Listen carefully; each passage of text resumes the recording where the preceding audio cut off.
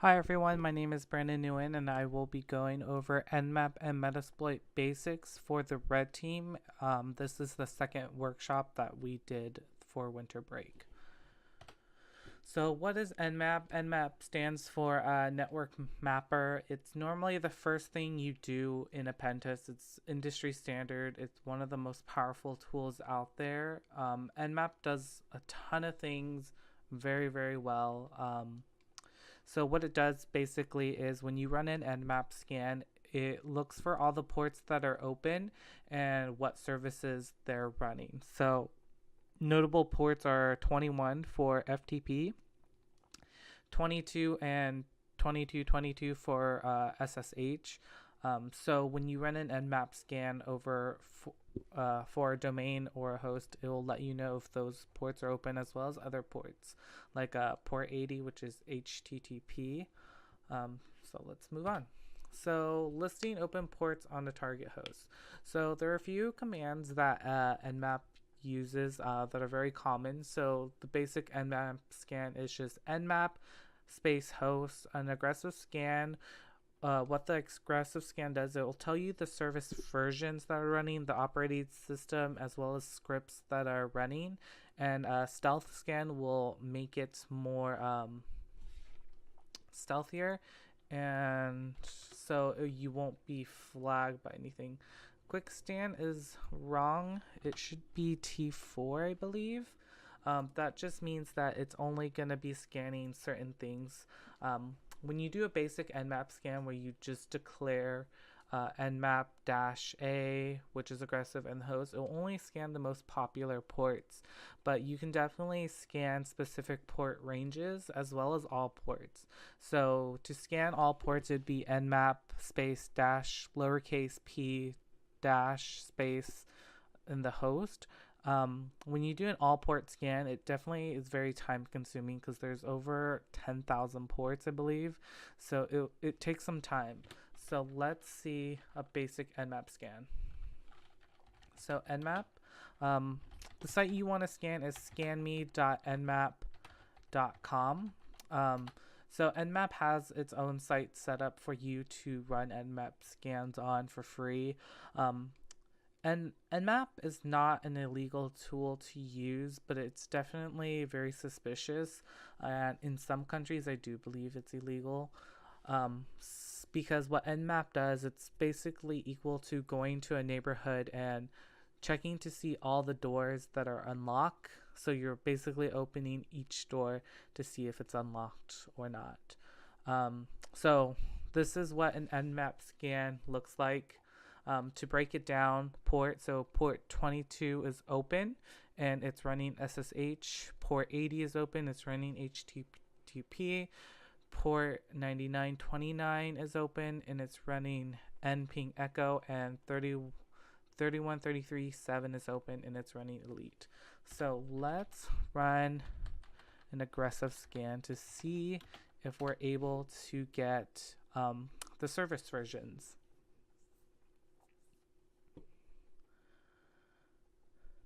And so when your Nmap is like this, you can hit enter and it'll tell you the time remaining that it takes for the scan. So mine is 26 seconds remaining and it's about 27% done.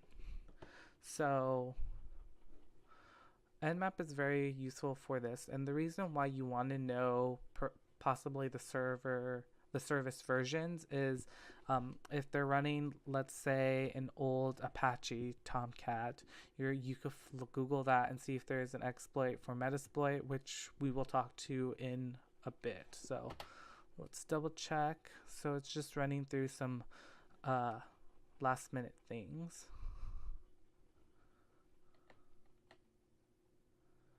And it should be done soon. But yeah, so when you do -A, it tends to run a lot slower than a regular Nmap scan, just because it's doing a lot more. And the way Nmap works is it sends a bunch of packages to the host and server to see what goes through and what comes back, and that usually gives you a percentage of what the operating system is. So if we look at this, we get more details than we did from this one. So port 22, OpenSSH version 6.6.1 P1 Ubuntu, and then gives us the SSH keys, HTTP, Apache 2.47, nping echo, and then ncat chat users. So this, and it's also just guessing Oracle VirtualBox. So Nmap actually was able to catch that we're running VirtualBox right now. So that's also important to know, because when you scan a host and you realize it's a virtual machine, just because it's in a VirtualBox or VMware, it doesn't mean you can't exploit it. There's a lot of exploits where you can get into host machines from a virtual machine. So just keep that in mind. So that's why it says no exact OS hosts for a match. And yeah, so that's just the basics of an Nmap scan and the breakdown of how to read one. So these are the categorizations of ports. So we talked about open, close, filtered, unfiltered, open filtered, close filtered. So take over, look at this slide, and it will definitely let you know what everything means. So here are some resources I provide for you guys. If you want to look at the book, you have to be logged into your Cal State email. If not, you won't have access to it. And so let's move on to Metasploit.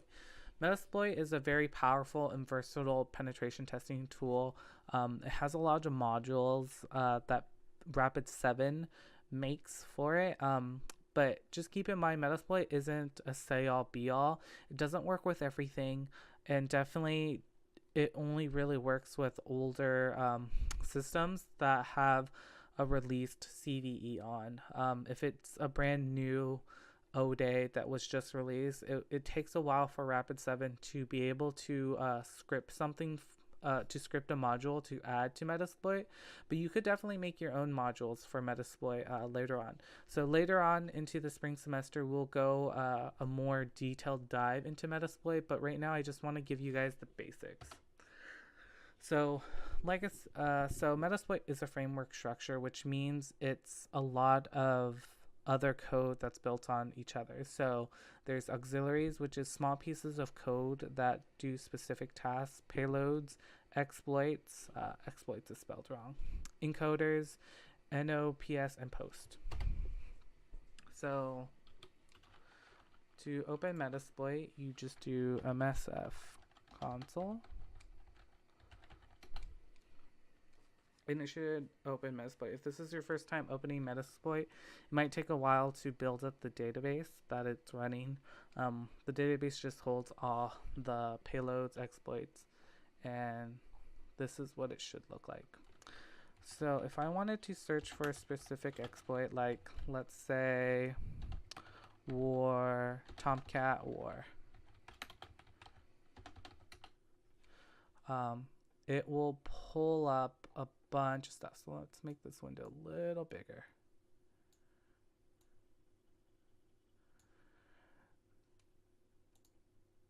So yeah, so these are all the exploits it found with just that search. When you search through Metasploit, it usually just looks for key phrases. So that's the downside of Metasploit. So let's try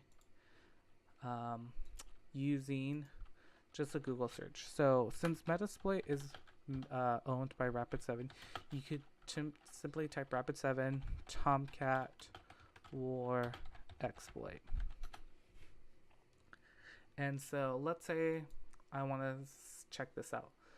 So Tomcat Manager Application Deployer Authenticated Code Execution. So if I read this, and if this sounds like what I want, I simply could copy this exploit, copy, and what's nice is Rapid7 will give you a little use thing. So we can simply go to Kali Linux, use this exploit, and let's do targets, or let's do show options. So for this exploit, it's requiring for an HTTP password, HTTP user, and an R host and an R port. So R host stands for receiving host, and R port stands for receiving port. So let's say we know the R host, and this is just a made up R host, 10 10.10.10. Let's say that's our made up R host. So to add that, we would do R host 10.10.10. And it'll say, so because it's not a valid for option for R host. So it knows it's a fake one. So I think we need to add another value. So let's do 23. So it took that. So it said, so our host is set, and set our port to 8080. Show options. So if we were to exploit this, it would send a reverse listener to the host 10.10.10.123, and it'll send it to our port 8080. So when you do an exploit, you want to make sure that everything you have is filled out. If it's not, your exploit won't run. So if I was to do exploit,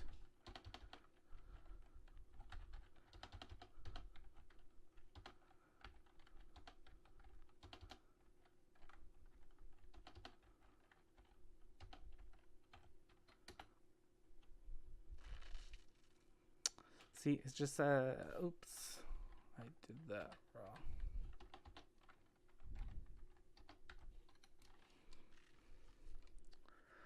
So see, it's attempting to set up a reverse listener, and it should give me an error or just crash because one, it's a fake IP address and a fake thing. So see, failed error requesting manager server info exploit aborted due to a failure. No target, unable to automatically select a target.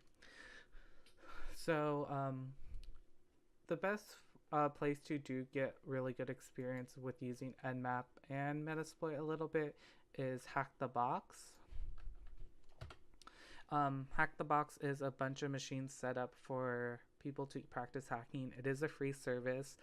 You have to do a little capture the flag thing to get the sign up code, but if you follow this link and this blog, it will take you it'll tell you how to sign up for Hackthebox. If you guys have any questions, you can always Slack us or come a little bit before the meeting and we can help you set up Hackthebox. So let's try Hackthebox with a retired box called Jerry. You won't have access to this box because it's retired, but if you do decide to do the pro version or the VIP version, you will have access to it. So once you log in and get access to Hackthebox, it'll look like something like this. You'll go to access and you will download your connection package. And this will give you all the information you'll need to start up your connection to Hackthebox. And then, so if we go to machines, you'll see active and retired. So since Jerry is retired, we will go to the retire tab. And so this is the one we'll do. So it's loading. Okay. So I've already done Jerry before. I got the owner, user, and I own the user and I own the root. So the IP address is 10.10.10.95. With a lot of retired boxes, a lot of people will post up videos. I post up some links to videos that I liked. So that just gives you an idea of how to tackle some of these boxes. So let's get started. So let's clear. And so open VPN, downloads / VIP VPN .o VPN. So this is, I renamed mine to VIP VPN OVPN. That way it was easier to type in, it's faster. But yours should be your username. You can always rename that connection file package, but make sure it ends with an o.vpn. So enter, whoops. Enter, and yep. So when you get initialize sequence completed, that means you're connected to their services or their servers or their network, I should say. So you want to leave this window open and running. So I will just make a new window and I will minimize this so I don't mess around with that at all. So let's do an Nmap scan. So Nmap 10.10.10.10.95. So when you do the connection package, make sure you download it into your Kali VirtualBox VPN. If you do it in your host computer, you're going to run into a couple of problems. So make sure you download it into the Kali Linux virtual machine. And you should be all set. So like I said, you will get that. You'll run the command. Okay. So Nmap just finished running and it says that it has port 8080 open and it's an HTTP. So since it's an HTTP, we can actually go to that website or to that IP address. So 10.10.10.10.95.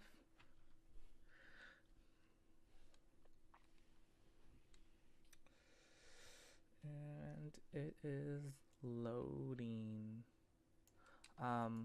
You might need to add 8080 to it. Yeah, so you had to add 8080 to it. If it's just port 80 that it's running on, you can just go visit the IP address. But if it's 8080, you need to go to colon 8080. So we know it's Tomcat, Apache Tomcat. So let's copy that and save that just in case. So manager app. Okay, so it's asking for a login. Okay, so I don't have permission to check that out. Host manager, same thing. Okay, so it's telling me to admin GUI role to user name is Tomcat with the password secret.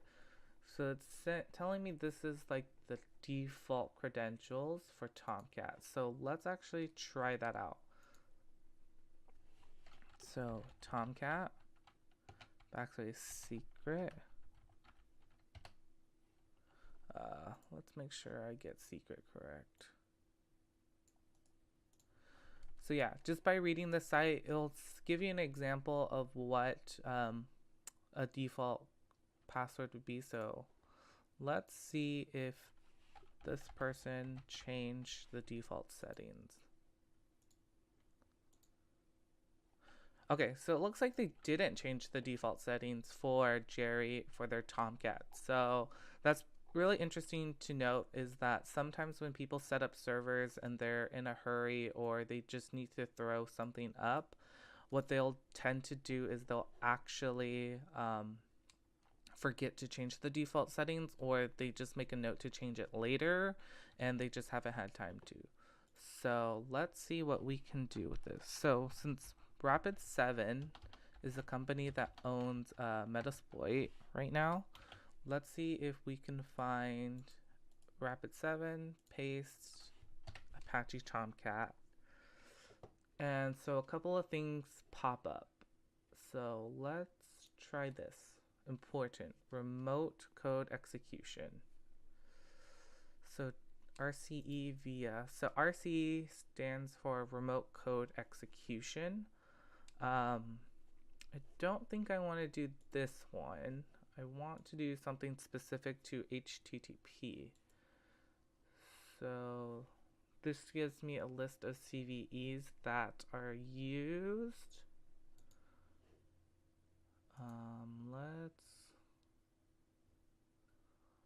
Let's actually see if we can what's this one? So this module can be used to execute a payload to Apache Tomcat servers that are exposed manager applications. So into the war archive containing a JS application using a put request. So let's actually try this one.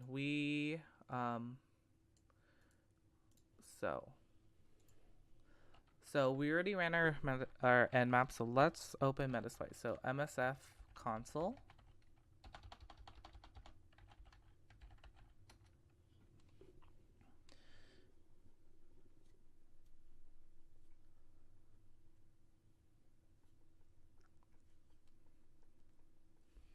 Okay, so we are going to use this exploit that we found on Rapid7, so let's just paste that. And we need to make sure that our everything is set. So show options.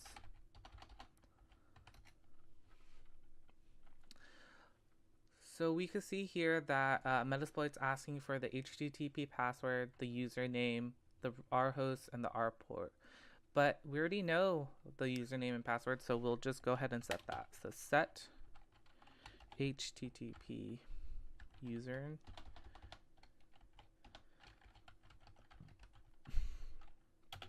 username to Tomcat. Set HTTP password to secret.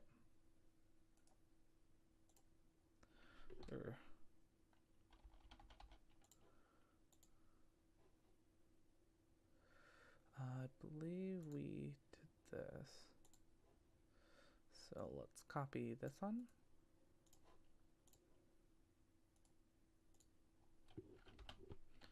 To secret. And then we need to set the R host to 10.10.10.10.95. Oops. We forgot to say set. So set R host, then set R port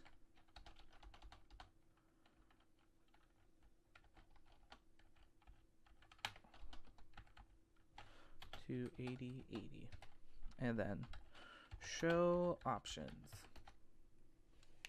Okay, so username is correct, password's correct, the R host is correct, and the R port is correct. So let's execute it and see what happens. So exploit. Error request. Exploit aborted due to the failure, unable to automatically set targets. So let's do this. Show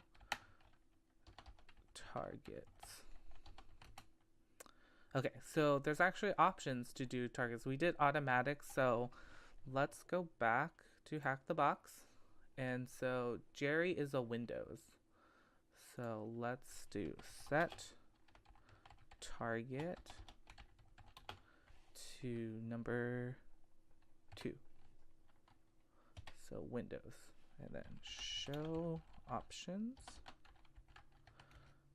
Okay, so now we know that our target is set, and then we might need to change the L host just to make sure that it's the appropriate one for the VPN that we're using, but I think that one should be good. It's not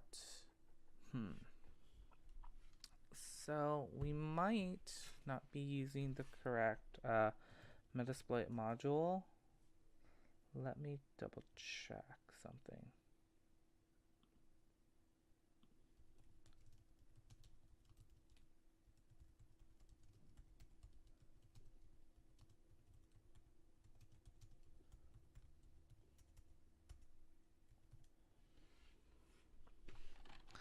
So let's go ahead and go back. This one doesn't seem to be working. But we did Google multiple ones, so let's try this one. So we don't want to do we want to do bypass? Let's let's go ahead and try this one. Or actually, we can actually search something really quick. Search Tomcat underscore mgr underscore upload. Alright, so let's go ahead and try this exploit.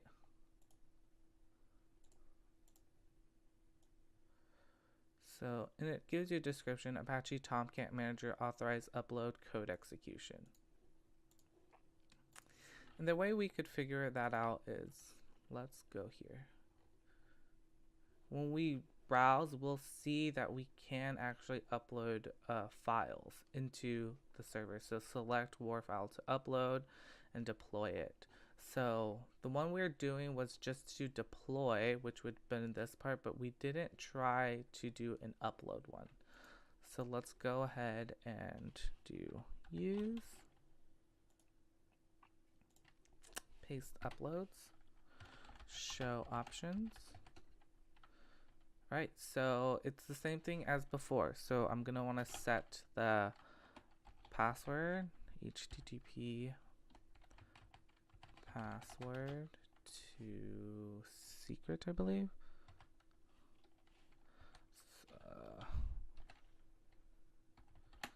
Secret, I believe that's correct.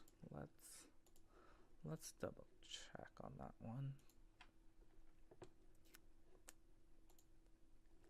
Yeah. So forgot the C. So let's redo that. Set HTTP username to Tomcat. Set our host to 10.10.10.10.95. Set our port to 8080. And show options. So it didn't look like it got the password. Oh, it probably didn't get the password because I spelled password wrong. So let's delete that S. Do show options now. Alright, so everything looks like it's in order.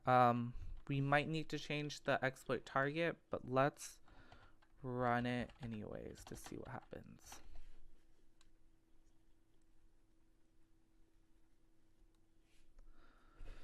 Alright, awesome. So the exploit was able to work, and it is in the, now it's in the host, or not the host computer, but it's in the server that we're attacking. So because it's Windows, it's not going to have the same commands as Linux. So directory, and we get all that. So Windows, for sure you most know, is we could cd into that, and that will take us to the main hard drive. So let's look into that directory, and then let's do cd users directory. Here are all the users that are running, and then let's do cd administrator directory, and let's do cd desktop directory. And then there's a file called flags, so let's cd into flags.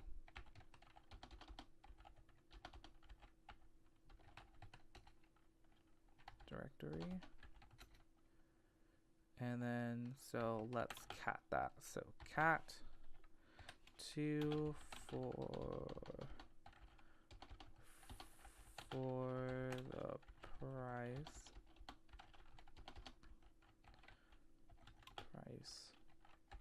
of 1.txt.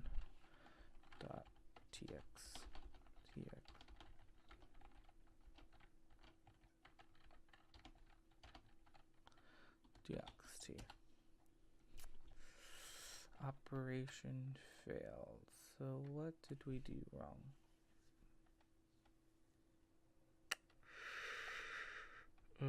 Oops, I spelled that wrong. So F, and it gives us the user flag and the root flag. So that's how you would jump from Nmap to Metasploit. Is definitely you would. So let's do a quick review actually. So we ran an Nmap against the IP address 10.10.10.95, and we saw that it's running on port 8080 and it's an HTTP service. So since it's an HTTP service, we can actually visit that site. And since it's running on port 8080, we had to make sure we did :8080, and it took us to Apache Tomcat 7.0.88. And so since we do that, we started playing around. So we went to Manager App, and then it gave us the default credentials of username Tomcat and the password secret. And from here, we're able to see what you're able to do. So deploy a directory of war file or upload a war file.